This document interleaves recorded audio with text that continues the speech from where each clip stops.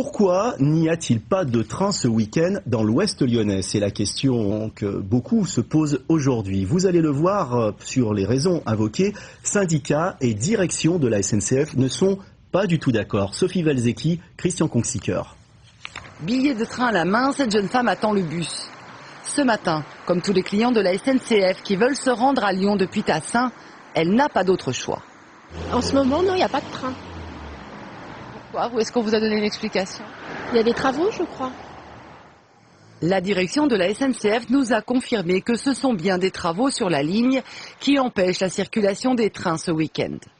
Une information démentie par les syndicats majoritaires CGT et Sudrail. Depuis la suppression des contrôleurs à bord de leur train, les conducteurs refusent d'assurer leur service. Tous les conducteurs de PRH appliquent le droit de retrait, sont remplacés donc par des CTT, des chefs conducteurs, qui eux roulent tout seuls et qui viennent de toute la France. Et alors ce week-end? Ce week-end, ils ont besoin de repos, comme tout salarié, donc ils ont dû rentrer chez eux et du coup il n'y a personne. Dans son rapport du 15 septembre, l'inspection du travail pointe clairement les risques d'accident de faire partir les trains sans contrôleur. Elle recommande notamment une meilleure formation pour les conducteurs qui assurent seuls le transport des clients. Et souligne qu'actuellement, la sécurité des voyageurs n'est pas optimale, même si la SNCF a embauché du personnel intérimaire pour accompagner les usagers.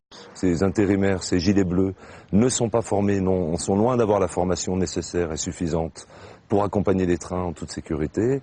Et on ne comprend pas que la direction ne prenne pas la seule décision de bon sens, c'est de déployer les quelques dizaines de contrôleurs dont les effectifs sont toujours disponibles et qui permettraient aux trains de l'Ouest lyonnais de circuler normalement. Comme ils l'ont fait le 8 septembre, les syndicats vont à nouveau interpeller la semaine prochaine les élus du Conseil régional, l'organisateur des TER.